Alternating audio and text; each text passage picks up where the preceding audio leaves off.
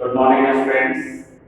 This is a class of chemistry for standard 9. हम लोग 9th class में chemistry में चैप्टर 1 के लिए पहले भी क्लासेस कर चुके हैं, जिसमें मैटर्स, उनसे रिलेटेड डिटेल्स और स्टेट्स ऑफ मैटर्स पे डिस्कशन किया जा चुका है। आज हम लोग इस क्लास में उन मैटर के फिजिकल स्टेट्स में जो इंटर कन्वर्जन है, interconversion in the sense we are topic interconversion of physical states of matter. Interconversion का मतलब है कि जो भी states solids, liquids and gases है मैटर के लिए, उनका आपस में कन्वर्जन होना, जैसे सॉलिड का लिक्विड में चेंज होना, लिक्विड का गैस में चेंज होना, गैस का लिक्विड में चेंज होना, लिक्विड का सॉलिड में चेंज होना, all this phenomena are said to be interconversion of the physical states of matter. तो इसकी पॉसिबिलिटी हम लोगों ने लास्ट क्लास में देखा कि एक मैटर के फिजिकल स्टेट्स को बाय हीटिंग और बाय कूलिंग चेंज किया जा सकता है। तो here we have a number of terms or processes through which the physical of matters can be interconverted। यहाँ पे एक एरो डायग्राम है जिसके थ्रू इस टॉपिक को डिस्कस किया जा रहा है। 3 स्टेट्स ऑफ मैटर यहाँ पे मेंशन किया गया है। स्क्वायर के यहाँ पे जो रेक्टेंगुलर बॉक्स है उसमें हम देख रहे हैं स्टेट्स ऑफ मैटर मेंशन किया गया है, solids, liquids and gas. Number of processes हैं हमारे पास, melting, boiling, condensation, freezing, sublimation. All these terms are related to the interconversion of the physical states। और इस एरो डायग्राम में just we have sufficient information through which it is easy to understand under which process or under which conditions one state of matter can be converted into another one। जैसा हम यहाँ पे देख रहे हैं कि solids को अगर हीट किया जाए, जो भी अमाउंट ऑफ हीट उन सॉलिड्स के कन्वर्जन का लिक्विड में होने के लिए रिक्वायर्ड है, उतने हीट सप्लाई किए जाए सॉलिड्स को, तो इसकी पॉसिबिलिटी है कि वो लिक्विड में चेंज हो जाएंगे। और सॉलिड से लिक्विड में चेंज होने का process by heating is said to be melting. यानी मेल्टिंग के लिए कहा जा सकता है कि the process of conversion of solid into liquid is called melting. यानी हीट करने पर सॉलिड का लिक्विड में चेंज होना is the process, that process is called melting. Similarly उस लिक्विड को फर्दर हीट करते या कोई भी पार्टिकुलरली लिक्विड स्टेट में है एट रूम टेम्परेचर, और जब उनको एक सफिशिएंट अमाउंट में हीट सप्लाई की जाती है तो it is converted into its gaseous form. This process is called boiling और वेपोराइजेशन। यानी बॉइलिंग के लिए बॉइलिंग और vaporisation both are the same terms. Boiling term use करें या वेपोराइजेशन टर्म यूज करें for the conversion of liquid to gas, दोनों ही प्रोसेस इस तरह के कन्वर्जन के लिए कहा जा सकता है। तो बॉइलिंग या वेपोराइजेशन को हमें डिफाइन करना है तो कह सकते हैं कि the process of converting a liquid into its gaseous form by heating is called boiling। Similarly, यहाँ पे ऐसा देख रहे हैं कि जब गैस को कूल करते हैं तो वो लिक्विड में चेंज हो रहा है, and this process of conversion is called condensation। It means the process of converting gaseous substance into its liquid form by cooling is called condensation। And next one, freezing। Freezing is also said to be solidification। जब किसी liquid को cool करते हैं जिससे वो solid form में convert हो जाते हैं, this process is called freezing. तो फ्रीजिंग के लिए डिफाइन किया जा सकता है कि the process of converting a liquid into its solid form by cooling is called freezing. तो यहाँ पे हम ये देख रहे हैं कि डिफरेंट प्रोसेसेस के थ्रू किसी सब्सटेंस की एक फिजिकल स्टेट को उसके दूसरे फिजिकल स्टेट में कन्वर्ट कर सकते हैं, and for this a certain temperature or certain amount of heat is needed. Just for example, कि सारे solids liquids में change same temperature पे नहीं होते हैं, अलग अलग temperature पे different solids अपने liquid state में change करते हैं। तो जिस minimum temperature पर कोई solid liquid में change करता है, that temperature is said to be its melting point. Similarly, boiling के केस में जिस minimum temperature पर liquid का conversion gas में होगा, that is called the boiling point. Condensation point is the minimum temperature at which a particular gas is converted into its liquid form. And freezing point of a substance is the minimum temperature at which a liquid is converted into its solid form. Just for example, generally हम लोग ऐसा देखते हैं कि ice का melting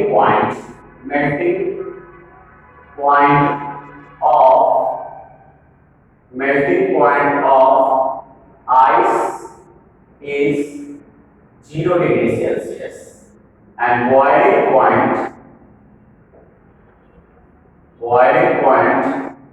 of water is 100 degree Celsius. What does it mean?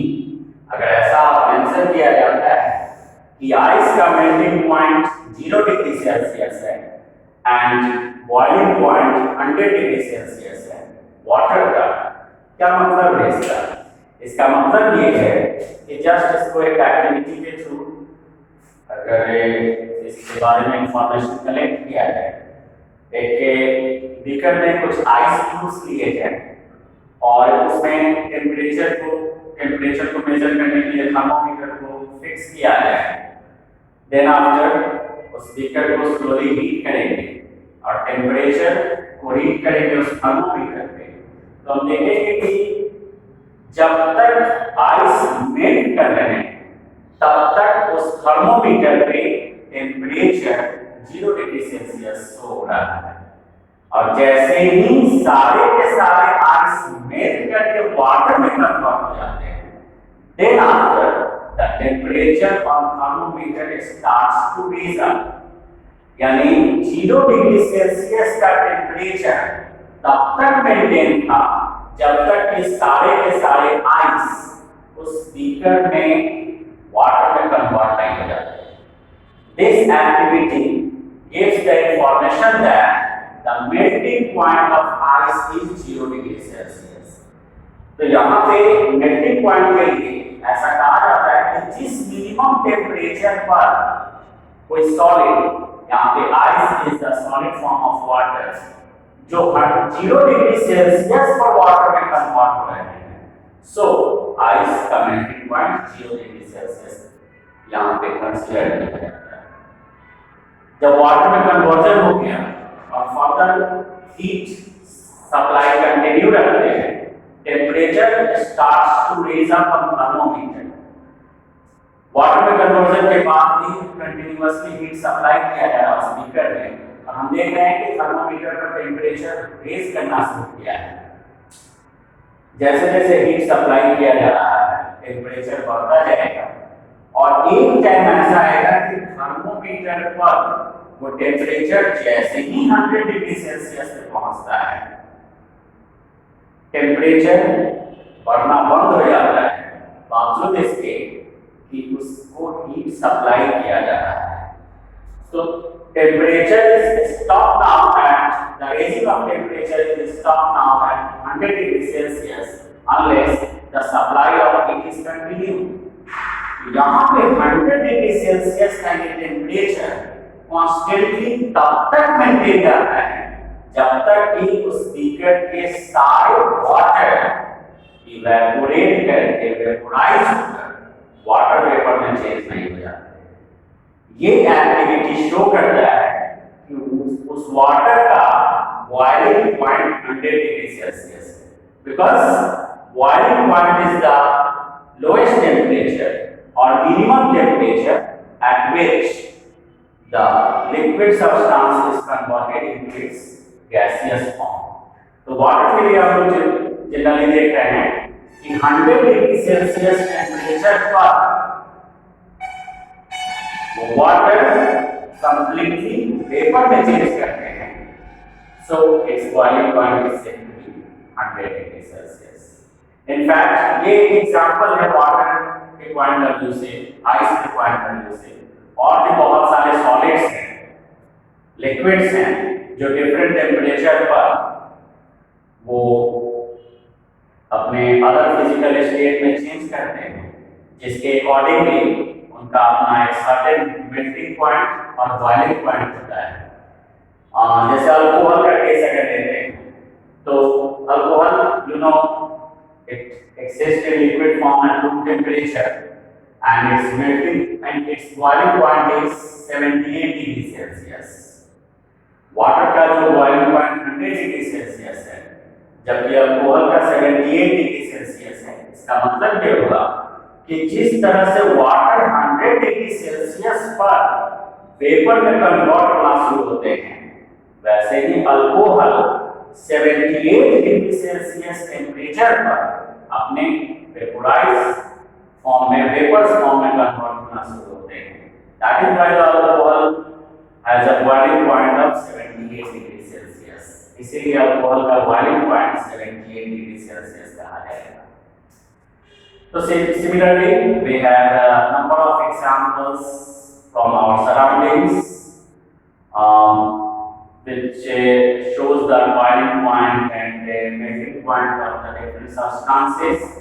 ये example के through इस बात को क्लैरिफाई किया गया है कि टेम्परेचर और heat is the factor for the interconversion of the states of matter. इसमें एक केस यहाँ पे देख रहे हैं, this is the case of sublimation. Sublimation के केस में ऐसा देखा जा रहा है कि सॉलिड को जब हीट कर रहे हैं तो without changing into liquid it is directly converted into its gaseous form. Solid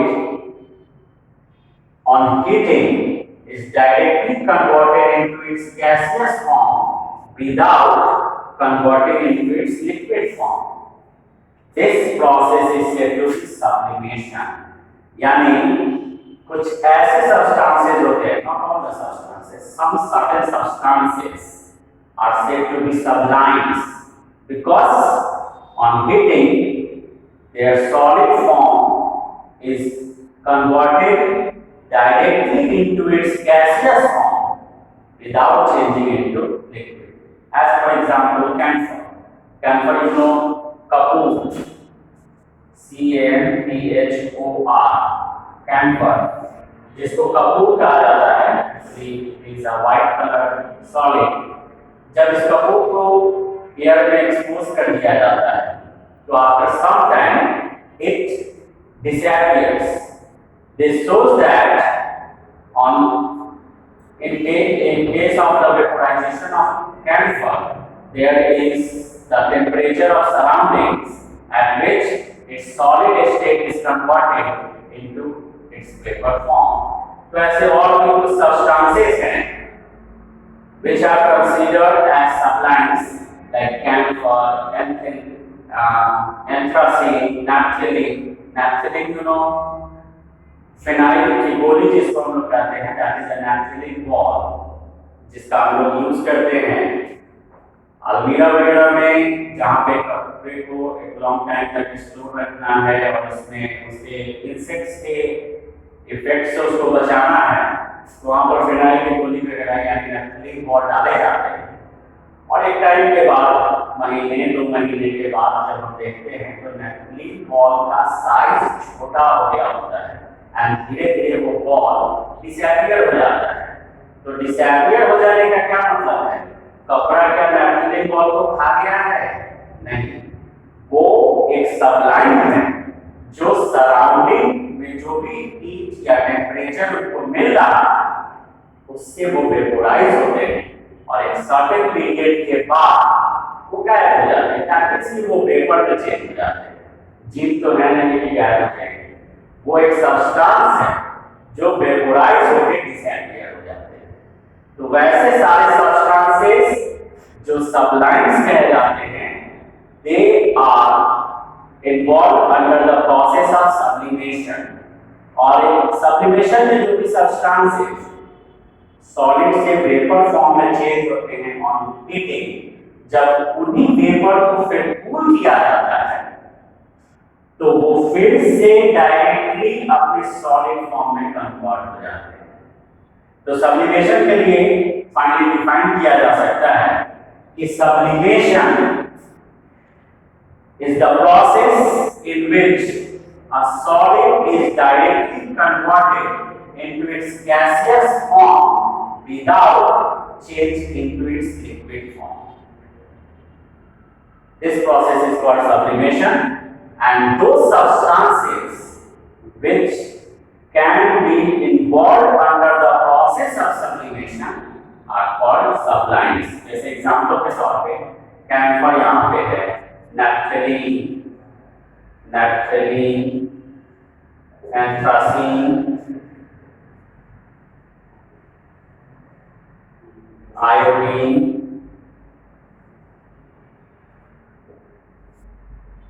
dry ice, ये सब कुछ ऐसे सब्सटेंसेस हैं, they are said to be sublimes, क्योंकि इनका सॉलिड फॉर्म से डायरेक्ट कन्वर्जन लिक्विड में होता है। ड्राई आइस जनरली ये solid state of carbon dioxide gas है। जब कार्बन डाइऑक्साइड गैस को -53 डिग्री सेल्सियस पर कूल किए जाते हैं तो it is directly converted into solid form, that is a dry ice. So the dry ice is also considered as sublime. ये gaseous form से सॉलिड फॉर्म में और on heating it is then converted into carbon dioxide gas. तो ये सब कुछ examples हैं सबलाइन्स के। तो यहाँ पे हम लोगों ने इंटरकन्वर्जन के थ्रू बहुत सारे टर्म्स को डिस्कस किया है और ये टर्म्स जो कि एक एरो डायग्राम के थ्रू इसका एक्सप्लेनेशन दिया जा रहा है। इस क्लास में जो भी डिस्कशन हुआ है इससे रिलेटेड एक क्वेश्चन आप लोग को दिया जा रहा है जिसको इस डिस्कशन के बेसिस पे उनका एक्सप्लेनेशन दे सकते हैं। जस्ट डेफिनेशनल टर्म्स है, यानी इस एरो डायग्राम में जितने भी टर्म्स आ रहे हैं उनको डिफाइन करना है, क्योंकि यहाँ पे डिफिनेशन मेंशन नहीं किया गया उनको, सिर्फ उनका डिस्क्रिप्शन है and on the basis of this description you all have to define them as a homework.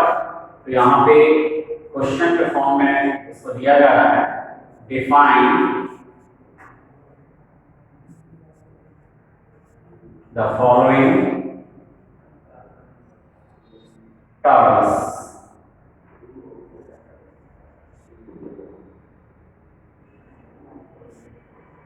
First term, melting and melting point,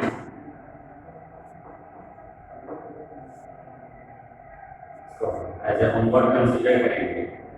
Second one is boiling and boiling point। Third, condensation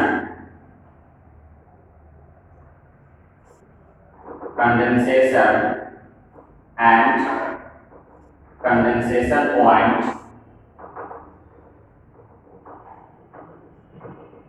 Fourth, freezing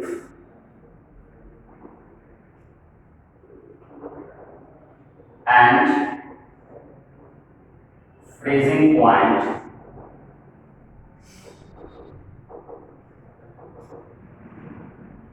And next one is sublimation.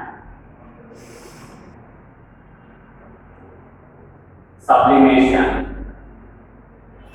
आज हम लोग जो भी processes के बारे में discuss किए हैं उसमें एक टर्म देख रहे हैं यहाँ पे वेपोराइजेशन, और जनरली इसी तरह के टर्म से मिलता जुलता एक टर्म हम लोग के अक्सर उसके बारे में सुनते हैं या अपने टेक्स्ट बुक में पढ़ते हैं। वो टर्म है इवेपोरेशन। इवेपोरेशन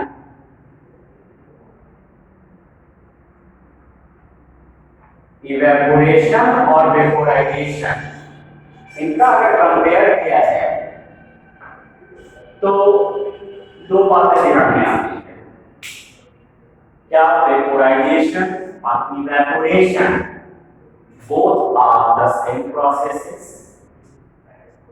या both are the different processes? तो रिजल्ट के पॉइंट ऑफ व्यू से, एक्टिविटी के पॉइंट ऑफ व्यू से ऐसा लगेगा हमको कि vaporisation and evaporation both are same processes, क्योंकि दोनों केसेस में लिक्विड सब्सटेंस हीट करने पर अपने गैसियस फॉर्म में चेंज करते हैं। ऐसा वेपोराइजेशन में भी होता है और इवेपोरेशन में भी होता है। तो इस रिजल्ट के ग्राउंड पे ऐसा हम लोग कंसीडर करते हैं कि both are the same processes, but actually both are different processes. Vaporisation and evaporation ये दोनों सेम प्रोसेस नहीं है। एक्शन दोनों में सिमिलर है, but condition is different for both. Action means conversion of liquid into its gaseous form is quite same for both, but condition is the temperature. Vaporization or evaporation actually doesn't take place at the same temperature. General तौर पे water के लिए हम लोगों ने देखा है कि वाटर का बीपी ऑफ वाटर, बीपी का मतलब यहाँ पे बॉइलिंग पॉइंट है। Boiling point of water is 100 degree Celsius. इससे ये कंक्लूजन निकलता है कि वाटर का बॉइलिंग पॉइंट 100 डिग्री सेल्सियस है, इट मींस 100 डिग्री सेल्सियस पर वाटर वेपर में कन्वर्ट हो जाता है। Okay, no problem. अपने रूम में फर्श के ऊपर एक ग्लास पानी को फैला देंगे, गिरा देंगे और उसको फर्श पे फैला देंगे। घंटे, 2 घंटे, 4 घंटे वेट करेंगे और पाएंगे कि कुछ टाइम के बाद वो फर्श से वाटर डिसअपियर हो गया। कहाँ गया? तो वो इवेपोरेट कर गया, दैट मींस कि वो वेपर में चेंज हो गया। क्या उस रूम का टेम्परेचर 100 डिग्री सेल्सियस हुआ था? जनरली हम लोग जिस रूम में जा रहे हैं उस रूम का टेम्परेचर अगर 100 डिग्री सेल्सियस हो जाए तो हमारा सर्वाइवल डिफिकल्ट हो जाएगा। गर्मी के दिन में 45-46 डिग्री सेल्सियस टेम्परेचर जाता है तो लोग जल के मरने लगते हैं। 100 डिग्री सेल्सियस पर ह्यूमन बीइंग्स या कोई भी लिविंग बीइंग सर्वाइव नहीं करेंगे। इसका मतलब ये हुआ कि रूम का टेम्परेचर 100 डिग्री सेल्सियस हुआ नहीं, फिर भी वाटर वेपर में चेंज हो गया। तो क्या ये प्रोसेस वेपोराइजेशन कहा जाएगा? तो नहीं। वेपोराइजेशन एक फिक्स टेम्परेचर पे होता है जो कि वाटर के लिए 100 डिग्री सेल्सियस है, और यहाँ पे वाटर जो है वेपर में चेंज किया है बिलो 100 डिग्री सेल्सियस। तो यहाँ इस रूम में जो वाटर का वेपर में कन्वर्जन हुआ है below 100 degree Celsius, this is not a vaporization, this is evaporation। ये vaporization नहीं है, इवेपोरेशन है। यानी अब यहाँ पे हम कंक्लूसिवली ऐसा कह सकते हैं कि vaporisation is the process in which a liquid changes into its gaseous form at a fixed temperature. But evaporation is the process in which a liquid changes into its gaseous form at any temperature below its boiling point, and that is the major difference between them. तो एक question इससे related है, ये question number 1 already दिया गया है। And next question number 2, what is the basic difference between vaporization and evaporation? Second question is, what is the basic difference between vaporization and evaporation? यहाँ पे अगर हम लोग दोनों के definition को भी mention कर देंगे, तो that is the basic difference between them.